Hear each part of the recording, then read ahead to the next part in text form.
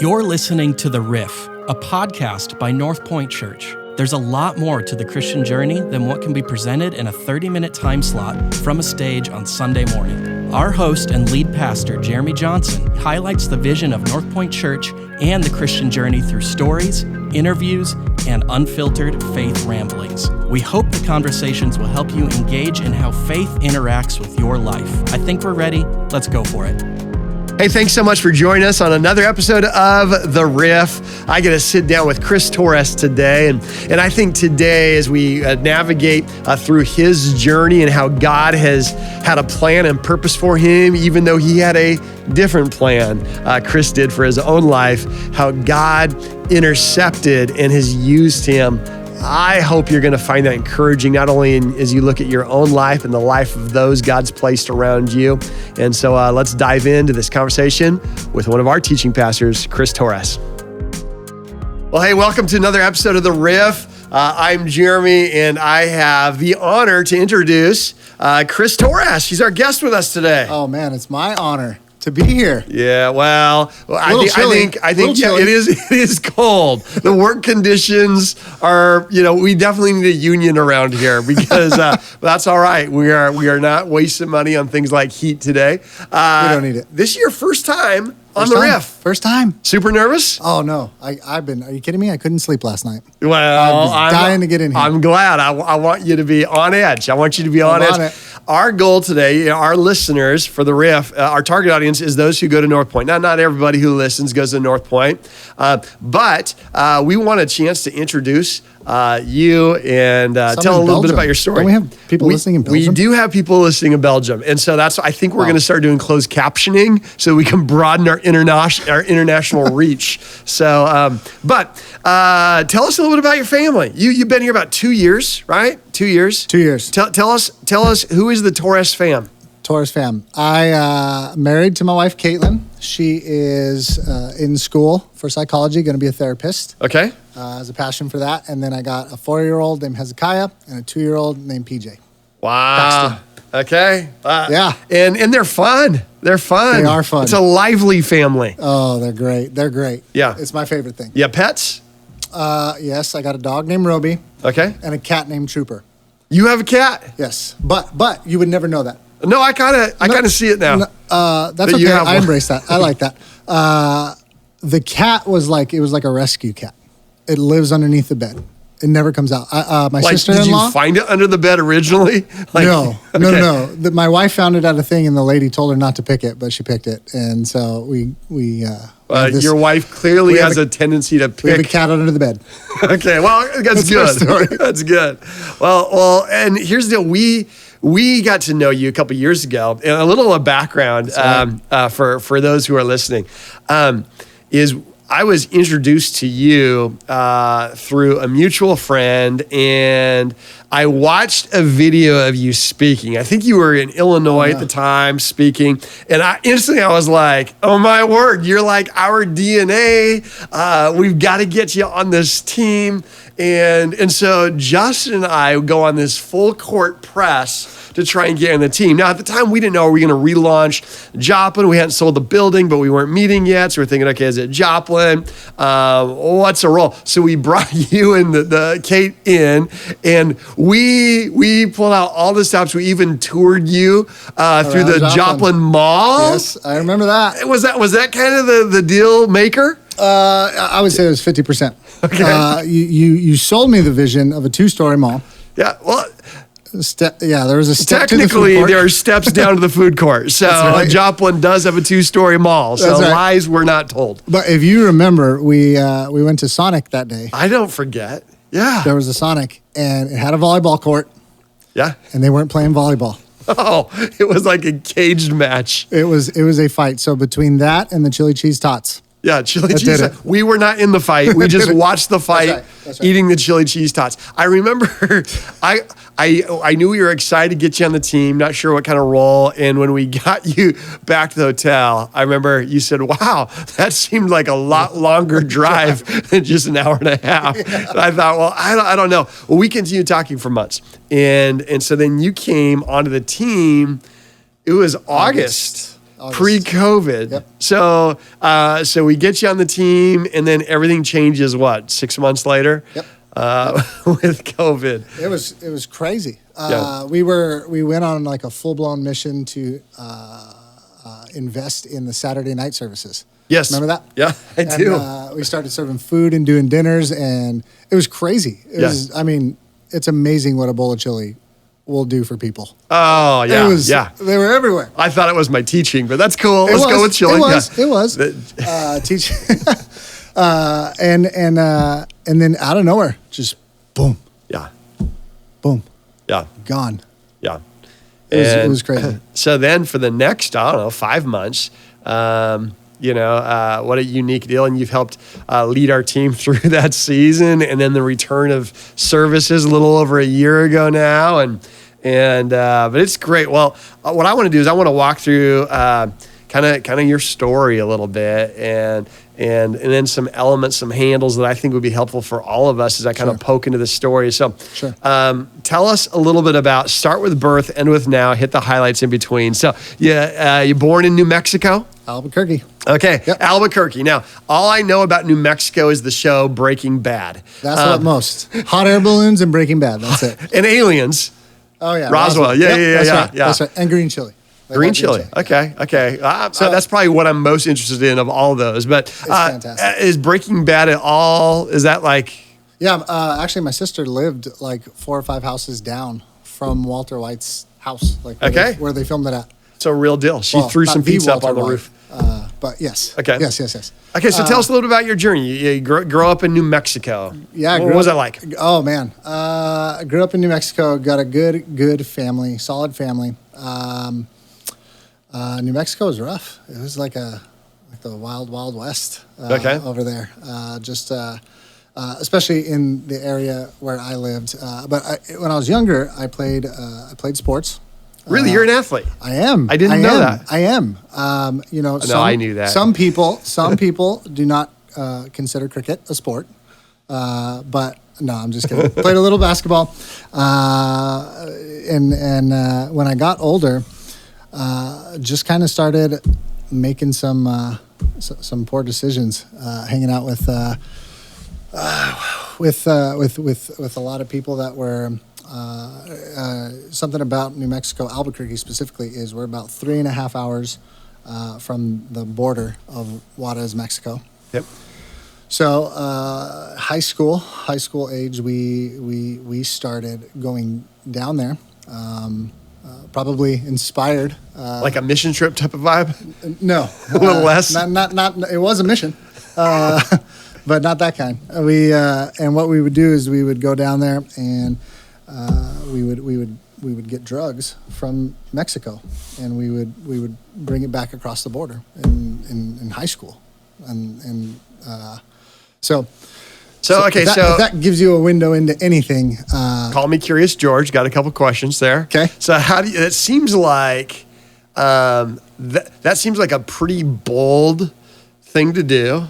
Smuggling drugs up from the Mexico into the border or through the border. How do you start that? That doesn't seem like a first step. Yeah. I mean, you start in junior high, just kind of going down the road. What happened? Yeah. So started smoking weed in junior high, and then it just kind of progressed as it got older. A lot of influences from older people, a lot of influences from movies and shows, and just wanted to make money as a young kid, and I didn't want to go work at Sonic, so that was how it started. Yeah. So you get into high school, and now you're doing these bold ops missions where you're bringing drugs up and selling them, distributing them. Yep. At what point do you get in trouble? Because you're just rolling the dice, right? Eventually you're going to get in trouble. Do you remember the first time you got in trouble, you thought, oh, I got busted? Yeah. It was weird. It was such a different mentality. Like, I look at it now, and it's hard to, like, put myself back in that place, because now I realize, like, wow, that was not normal. Like, that was not what most people were doing. the first time we got arrested, the U.S. Marshals, like 13 of them, came into our high school and pulled us out along with an FBI agent who was leading the case. Do you think it was like a school assembly? They're coming in? No, I knew, I had a good feeling, and I knew what it was. Okay. And they pulled us out, and it was a big ordeal. All the edges of the school were blocked off with police officers, and these guys all came in, and they were dressed like a SWAT team. Like, right. I mean, they had guns, and it was wild. And so they arrest us, and then they take us to the holding cells, and they never found anything, which was good. But they broke a lot of, I guess, rules of engagement or things that you can and can't do. They took us out of school, never notified our parents. Held us in a holding cell for like almost a full day, 8 hours. So a few of my buddies actually turned around and filed a lawsuit on them and won. So my dad wouldn't let me. Yeah, yeah. But so that was the first time, and even then I didn't even think, still didn't even think like it was as big as it could have been. So that didn't scare you into choosing a different way to make money. You just kept going. Just kept going. Okay, so as you go down this path, do you have people in your life who are recognizing this, seeing this, trying to stop? Yeah, I think my mom was there. She saw it. She knew what was going on. Same with my dad. But it got to the point, I mean, once I was 18 and I was out living on my own, like there was only so much they could do to have influence over me. And so a lot of times they would talk to me and they would warn me about like some of the stuff that was going down. But I mean, when you're a 15-year-old kid in high school who gets arrested by FBI and federal marshals or U.S. Marshals, and you get away with it, like, you kind of feel like you're invincible. It feels like you're in the movies. Yeah. So, and at that point, outside of my mom and dad, I wouldn't say that I had really any other voices around me that were. Church background, growing up? No church background. I've been to a few church services. Okay. Probably not what North Point looks like. Yeah. So, been to a few of them, but it was just never a thing, really. Okay. So we never never attended. So you get out of high school and you continue down this path. Yep. Did you get other jobs as well? Did you start thinking in your mind, were you thinking, okay, there's an end to this life of crime? Did you consider it crime? Yeah. I was aware of what it was. No, I honestly thought I could keep going. So after high school, we went down for one of these trips down to Mexico, and we would go whenever there was like a UTEP or a University of New Mexico game, because what would happen was all the college students would go across the border and celebrate the football game. We would go down, do our thing, and then just come back in this giant line of all of these college kids. So they're just passing people in. Yep. And then we would get on this highway. This is so ironic. All of it's ironic. It was Highway 187. It was in the middle of the desert, like just this 2-lane little road, like out in the middle of nowhere, and just straight through the desert. And the driver, it's like 3:00 in the morning. The driver nods off while he's driving, and then overcorrects on a turn. And I'm sitting in the back seat, and I go flying through the windshield, head first. So I have a scar that you can kind of see it here. Yeah. I've had 2 plastic surgeries on that to condense the scar because it was. Just for the record, they've done a great job. Thank you. Okay. Thank you. It just looks like a wrinkle. Yeah. That's all. That's it. I need to drink more water. So I go flying through the windshield, face first. As the car I come out of it, as the car takes its last turn, it ends up catching me in air coming out of the car, falls on top of my legs.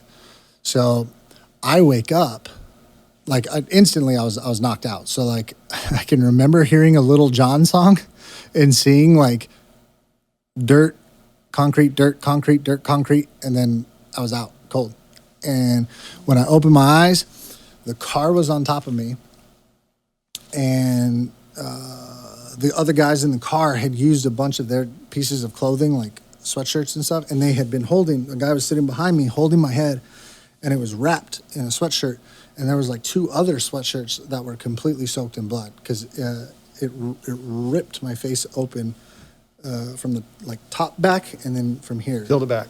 So I woke up in there rocking this car, trying to get me out from underneath it.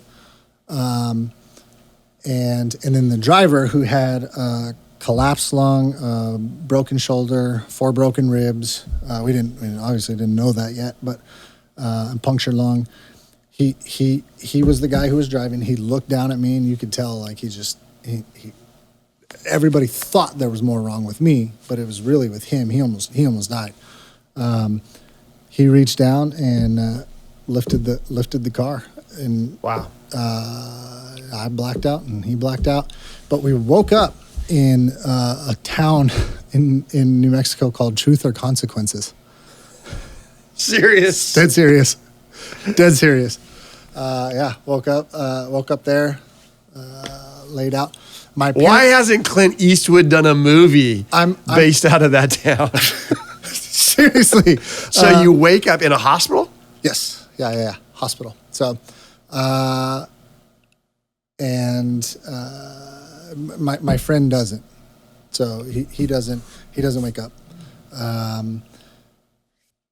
He woke up about 2.5 weeks later. They had transported him from there to UNM in Albuquerque, New Mexico. It's a hospital there. But anyway, he was in the hospital for 4 or 5 months. Wow. Before he got back out. Okay. Yeah. So when you wake up, you're in the hospital. Do you have this epiphany that the road I'm on might not be Highway 187? Yeah, Highway 187. Is that the road that really I ought to be on? Is it? What are you thinking after that point? Man, you would think a lot of people would think that. You would think that would be their first place where they go. Yeah. That wasn't the case for me. For me, it was it was an opportunity to not have to drive to Mexico anymore, because now I had this car accident that I was just in, car on top of me, and if I could just find the right doctors in Springfield, or not Springfield, in Albuquerque, if I could find the right doctors, I'd be able to get whatever I needed based on whatever I was able to bring to them. So, wow. So now my trips weren't going down south. It was just going down to the corner in Walgreens. So then prescription pills became like a really big thing. So I ended up on a lot of them. And still doing the same things, and we were hanging around people that were.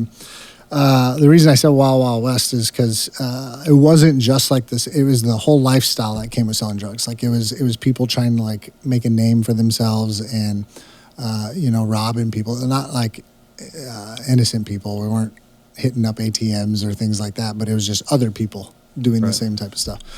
And a lot of my friends were doing that because of their addiction, whether it was the pills or or heroin or meth or whatever. For me, I didn't necessarily have to because I had doctors prescribing. Like I could get whatever I needed. I was definitely addicted to it. But for me, it was just like this. I wanted it. Like I enjoyed it. Like I liked that kind of life. Yeah. At what point in this journey you continue down this road? At what point do you experience Christ? How does that come about, and where do you realize, man, I need something different? Yeah, I ended up with a gun to my head. From someone else? Yeah, from somebody else trying to rob me. And they beat me pretty bad. Ended up back in the hospital again. They tore open this side of my face from the gun, hitting me with the gun. And it was probably a week or so after that where I just had this like thought of, what if I live to be 70 years old? One, what will I look like? First off, like if I do, and who's going to be around? Like, what's my life going to look like? And so for me, right around that time, Eminem came out with his song "I'm Not Afraid." It was very inspirational, and I was like, all right, I'm going to get clean. And so I checked myself into a rehab and did a 30-day thing at a rehab, and got out, and I had been arrested in 2 different counties and was hoping they wouldn't find out about each other, because one of them I bonded out on. And when you bond out, you sign an agreement saying you're not going to be around drugs, you're going to obey traffic laws, all of that, not be in possession of guns, and all of it. I got caught for all of it in a different county. So I still had these charges even though I got clean. And that it was helping me to stay clean, because I knew I was going to have to go in there and be drug tested and stuff like that. So I get clean, and I'm staying clean, and I'm waiting for these charges to come through. The first one happens, and I end up getting sentenced. It was like 6 months was what they gave me the sentence for. But the jails were overpacked, and my crime was nonviolent, so they put me on an ankle bracelet. I just got caught with stuff, so I'm on house arrest, still in the government's control, but just here. The only thing I could do is go to work, which was really hard to find a job. I go to work, and the only job I could get was my mom's friend owned a Water King where they delivered 5-gallon water jugs. And so this is what I'd do. I'd wash them, clean them, fill them, and then go deliver them. The van, though, that they had a broken radio, and it was stuck on this Christian radio station, which I didn't really like. But 8 hours in a day driving around, it gets pretty boring. So I would turn it on, and it wasn't just like Christian music. It was like the one where like the pastors would preach messages and stuff. And so I found myself like, there was Tony Evans. Yeah. He was a pastor on there. Yeah. So I started like it was intriguing to like listen to him. So like I would listen to him talk, and pretty soon I started listening to it like even like when I wasn't working, like at home, I would just turn it on my radio because I'm still on house arrest, so I can't go do anything. So I'd just turn it on and listen. And so I'm driving around with my boss too, and I'm asking questions, and I'm interested. Like, obviously, it certainly sounded more hopeful than, regardless of what I thought about my life. Like, the reality of my life, right, was not what I was hoping it would be. So he leads me to Jesus. And prays with me in the back of a Water King. Just me and him. And tells me I got to get involved in a church. And I knew a friend whose parents were like really into it. So I just asked if they would meet with me because I didn't know anything. So I meet with them, and I was just like, hey, I really want to follow Jesus, but I don't know anything.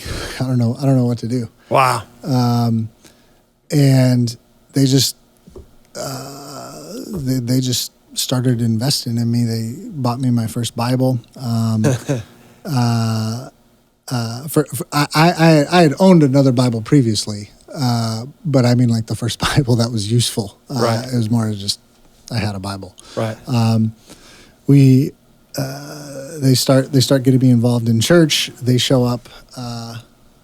They end up showing up for my trials that I had, And I think I talked about this in one of the messages, but the whole day of that trial, it was a nightmare. It was the worst scenario ever. It's like 3 p.m. I'm like one of the last ones to go. The person right before me, his public attorney blew the case, and they like keep arguing with this judge. So now you got a grumpy judge. Oh, she's losing it, and I'm like, I got to go after this. And the lady, her name is Rose, she asked if she could say something, and she stands up and she's like, "Hey, we're not here to ask or to try to defend Chris. We know he's guilty." I'm like, "Why did I bring you?" And she goes, "We're here because we've seen God work in his life and transform his life, and we're here to ask for mercy." And the judge just completely changed from the last 45 minutes of what I had witnessed sitting in the courtroom, and told me most people don't get chances like this, but in her profession, she usually sees the same people over and over and over again. And if she has the chance to take one person out of that and help them, then she was going to take it. But she warned me she told me very seriously, don't ever end up back here again.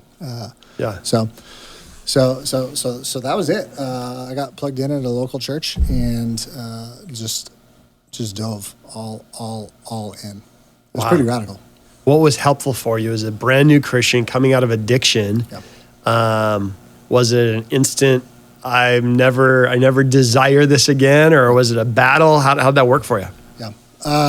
Yeah. No, it definitely was. And for me, it was the people that invested in me. So they had been following Jesus for a really long time, to the point where it was just so evident in their life that they were willing to do this. When I say they were a friend's mom, they knew me, like they maybe met me once or twice, but it wasn't like a super close friend or anything like that. So for them to did what they did with me, it just wouldn't have been possible. What are some practical things they did with you? Yeah, so they took me to church. They would pick me up every day, and they would bring me to church. They would, they showed up for my court, fought for me. They even paid, I forget how much it was. It was a big chunk, a couple of $1,000s for when I ended up going to school for ministry and moved out to Los Angeles to go to the Dream Center. They paid a big chunk of it. Even when I messed up. So I was clean and really, really good for like a year, going to school or about to go to school in Los Angeles, move out there for the first time ever leaving Albuquerque, really. And it was August 4th, and I was supposed to leave August 29th or something like that. And my best friend died. And I had been clean over a year and was totally I was all in. But I just, it was at that point that I realized that, because I fell back. I didn't start doing any hard drugs again, but I started smoking and drinking. And if I was not set on the track to leave, it probably would have ended up going backwards. But for me, I realized at that point that I had built I was pursuing Jesus, but I had this thing that was probably more so about people and about church than it was my actual relationship with Jesus. Yeah. Because it just felt good. I came from it was a dark world. So to have people they're always comparing you to Paul. They're like, "Oh, you're like a Paul." And life change, dramatic. Yeah. And then I'm almost kind of bragging about this life that I lived, in a sense. But I just loved the encouragement. I loved everything about it, and all of that was good. But I realized then, looking back, that my relationship with Jesus was not super solid, and that when the worst hit, I just wasn't able to hang on. But thankfully, I was able to move. And so you totally changed your environment. Yep. And that was huge. Yep. So you moved to the Dream Center in LA. Yep. As someone who's just going to absorb. Yeah. Yeah. They had a leadership school. So I wanted to go. It was funny because on the way there, a guy like me, so you got to understand, like, the circumstances and from the way that I looked to the way that I talked to the way that I acted, like going to a school to do ministry in Los Angeles was so far off anybody's thinking. Like, even the really nice people who did believe in me and encouraged me at church, you could tell they didn't really believe that. Like, and so I remember sitting in, telling a guy, like, oh, I heard about this place called the Dream Center. I want to go. And I feel like God's put this in my heart to do this. And I got to raise all this money to go, and I got to go do this. And the whole time he's just like, cool. Like, do you want to come sit with me for church? And we go and we sit, and the whole message was about dreams. And when God puts a dream in your heart, don't you dare ever ignore it. So I went after it, and I end up in Los Angeles serving, doing this like ministry leadership school, but also going to school at Northwest, my alma mater. That's right. Eagles. What are they? Yeah. Are they Eagles? Yeah, the Eagles. I think I bought a sweatshirt Or the once. Seagulls. Yeah. I don't remember. But mine was online, so I'm like the B class of that.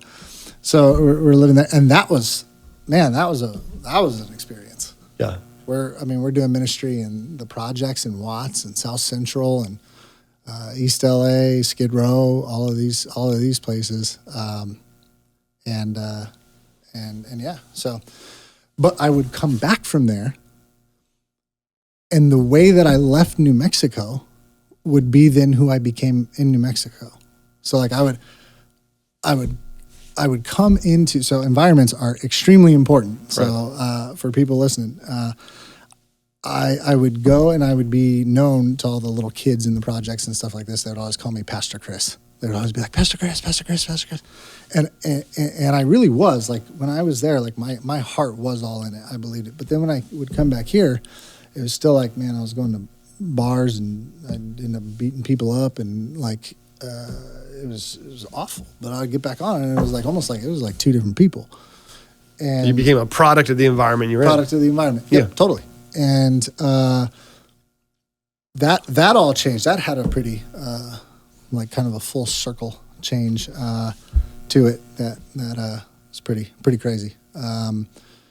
We had a buddy that we used to do stuff together with, and he calls me out of the blue. I'm coaching this basketball team in Ramona Gardens, which is like in California. Yeah, blood in, blood out, like American Me. It's that project housing in East LA, and I'm coaching these boys, and just super passionate, just trying to like help like take care of them and be there for them. And so my friend calls and he goes, "Hey, if I show up Thursday at LAX, rent a car, would you ride with me up to Oregon, like the border of Oregon, to this little town called Eugene?" Yeah.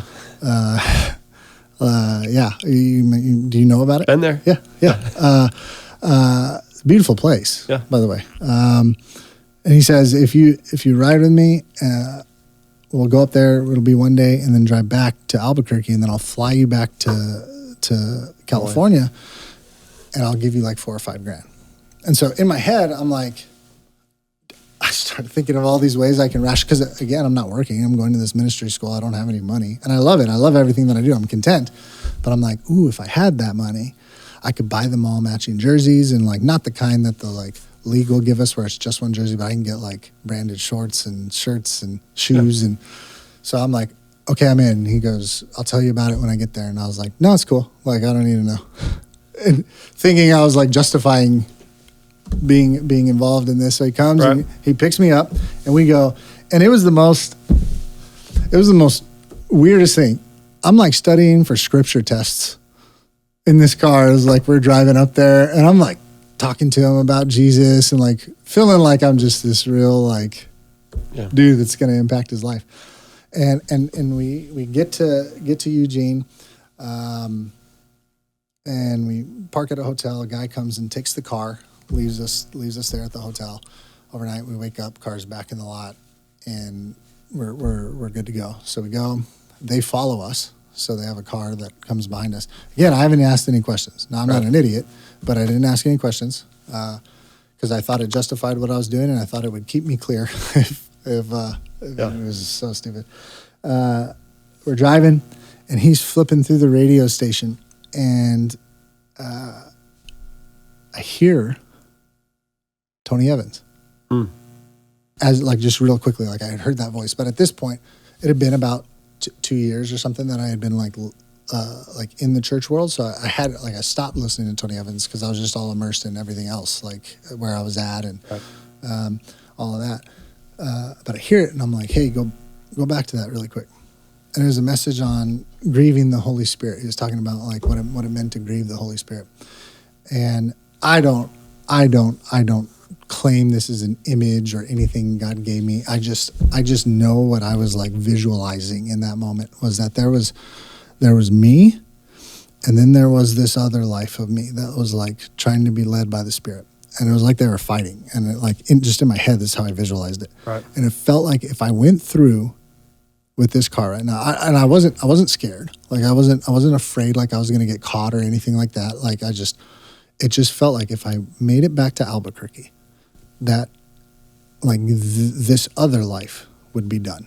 Like I would no longer be doing this. Right. So we're like 117 miles or something north of Los Angeles. And I'm like, bro, you got to let me out of the car.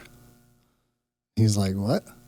And I was like, I got to get out. I was like, it's nothing weird. I was like, I believe in something different, and I want God to change my life, and I hope that someday like you'll be open to a conversation, but I just gotta let me out. And he was like, well, the guy behind us isn't gonna let you. I was like, I don't know the guy behind us, so just pull over and let me out. So we pull over, and then they have to like change their whole route because they don't know like what I'm thinking or what I'm doing, right. And so they leave me there at a Sam's Club. I don't know what town it was in, but sat at a Sam's Club until somebody could come pick me up. Wow. And it was that was the moment. That was the moment that everything changed. That's surrender. From then.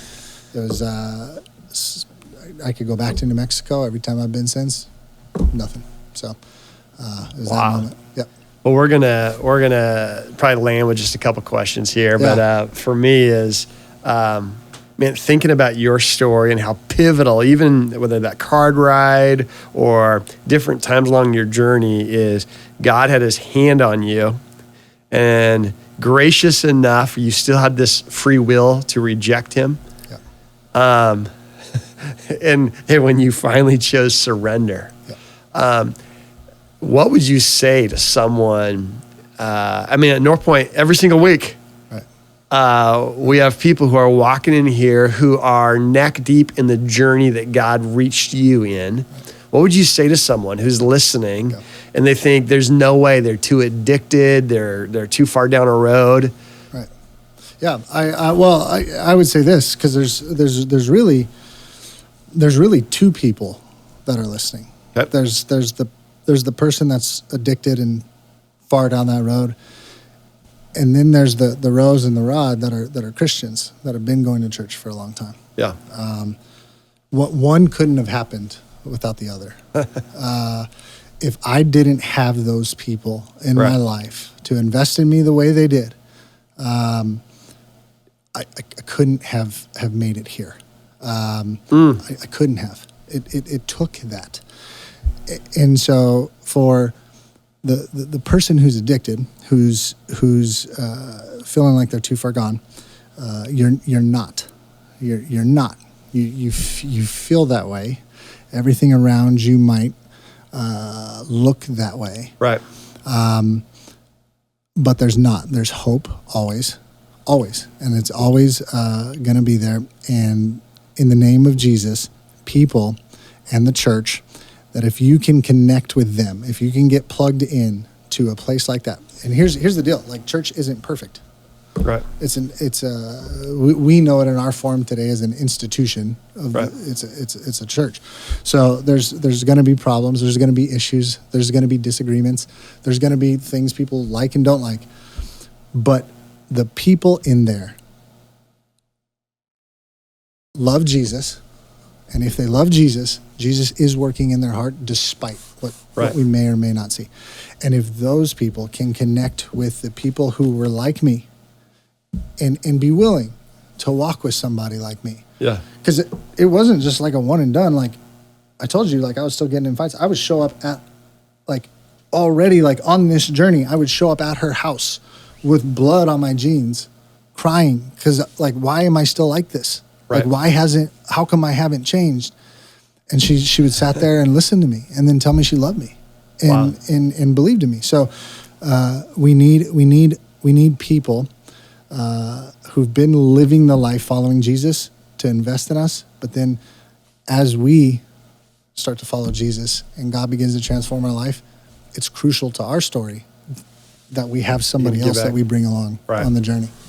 Last question, with your story, with your journey, now with your role, years later, just absorbing scripture. One of the things I love about you and so excited that I get to share, for lack of a better word, pulpit, share our teaching responsibility with you. You've got such a solid foundation. I love the way you look at scripture, and I love the passion you have to communicate it in a way that makes sense. My last question would be what about this vision to create a safe place for people to find and follow Jesus makes you say, this is what I want to do during this season? Yeah. And we've talked about it a lot. I've even heard it on this podcast that we have a very specific target audience. And when we look at our target audience, unchurched 27-year-old, I mean, I was 23, but I was 4 years shy of it, but I was unchurched. And not just unchurched, but very far from church. So I see myself every time when I go up to preach. Yeah. I think who's sitting out there right now that God has maybe begun to do something. Who has a dream in their heart, who sees something that even the people notice he's not on drugs anymore, but they still have that thought in their head but this is kind of where it ends. Who's out there? Yeah. So every week when I speak, it's not that I'm just trying to provide hope to just the addict. I also look at who's got hopes in this audience, who's got dreams, who's God speaking to. Yeah. Because I've been in every one of those seats. Yeah. Every one of them. That's awesome. Yeah. But Chris, keep calling out, calling people to a higher level of challenge, calling us as a community, let's call out to Jesus and celebrate his hope that he's changed our lives and continue to change our community. Thrilled to have you on this team. Man. And let's keep going. Can I just say this really quick? You are a pastor of pastors, and I'm honored to be on this team because of you. And I learned so much by watching how you believe in people and how you invest in people. So as long as you'll keep me here, I'll keep supporting you, man, and we'll do this. Well, yes, you can say that. I give you permission because that was very kind. Thank you. Hey, no, great having you on the team. Let's do this. Thanks again for watching The Riff and hearing Chris's story and hopefully finding a little encouragement for your own story. Love it. Thanks for listening to this episode of The Riff. Submit a question for the podcast at northpointchurch.tv/podcast. We'll have a brand new episode every week wherever you find podcasts.